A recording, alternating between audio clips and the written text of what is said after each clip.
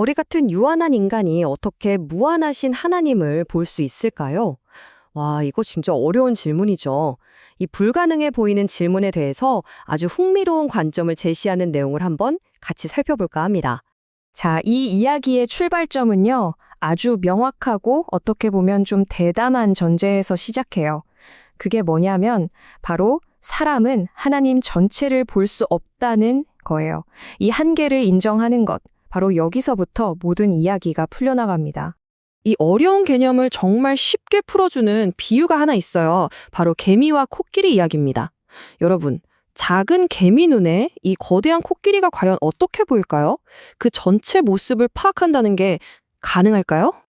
네, 바로 이 코끼리를 보는 개미의 관점이 우리가 첫 번째로 탐구해 볼 주제입니다. 우리가 안다고 생각하는 게 과연 전체의 얼마만큼일까요? 그렇다면 우리는 코끼리의 어떤 부분만 보고서 아, 이게 전부다 하고 착각하고 있는 걸까요? 그 첫 번째 오해가 바로 하나님을 어떤 특정 장소에 가두려는 시도에서 시작됩니다. 예를 들면 구약 시대의 언약궤를 한번 생각해 볼 수 있겠죠. 많은 사람들이 언약궤를 하나님이 계시는 곳이라고 굳게 믿었잖아요. 근데 정말 그럴까요? 하나님이 정말 그 작은 궤 안에만 계시는 분일까요? 바로 여기서 자료가 아주 중요한 구분을 제시합니다. 잘 보세요. 언약궤는 하나님이 계신 곳이 아니라 사람들을 만나주시는 곳이라는 거예요. 이건 그냥 장소의 문제가 아니라 관계의 문제로 접근해야 한다는 의미입니다. 완전히 다른 차원의 이야기죠. 결국 하나님을 언약궤 안에만 계신다고 생각하는 건 코끼리의 그 거대한 다리 하나만 딱 만져보고 아, 코끼리는 기둥처럼 생긴 동물이구나. 이렇게 단정하는 거랑 똑같다는 거예요. 정말 아주 작은 일부만 본 거죠. 자, 이제 두 번째로 살펴볼 부분적인 시각인데요. 이건 하나님의 능력을 오직 나를 위한 걸로만 이해하는 관점입니다. 이것도 정말 중요한 질문이에요. 물론 우리는 하나님의 능력이 위대하다고 믿죠. 그런데 그 엄청난 힘이 오로지 나의 개인적인 성공이나 유익을 위해서만 존재하는 걸까요? 한번 생각해 보세요. 이 부분에 대해서 자료는 명확하게 선을 긋습니다. 네, 하나님의 능력은 위대해요. 하지만 그 힘의 목적은 개인의 이익이 아니라 더 큰 가치, 바로 공의와 정의를 세우기 위함이라는 겁니다. 이 성경 구절이 그 개념을 아주 잘 설명해주고 있어요. 보세요. 하나님의 은혜는 선한 사람이든 악한 사람이든 차별 없이 주어지잖아요. 이건 그분의 능력이 어떤 개인적인 보상을 위한 도구가 아니라 보편적인 질서와 정의를 위한 것이라는 걸 보여주는 거죠. 자, 그렇다면 이런 부분적인 시각에서 벗어나서 하나님을 좀 더 온전히 볼 수 있는 방법은 대체 뭘까요? 여기서 자료는 거룩함이라는 키워드를 제시합니다. 여기서 말하는 거룩에 대한 정의가 이번 분석의 진짜 핵심입니다.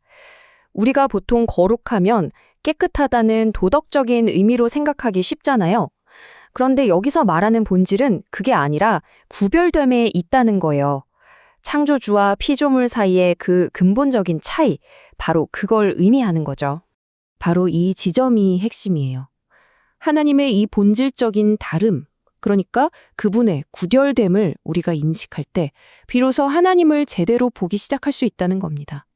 뭐랄까, 코끼리 다리만 보다가 드디어 코끼리 전체의 윤곽을 보기 시작하는 그 순간 같은 거죠.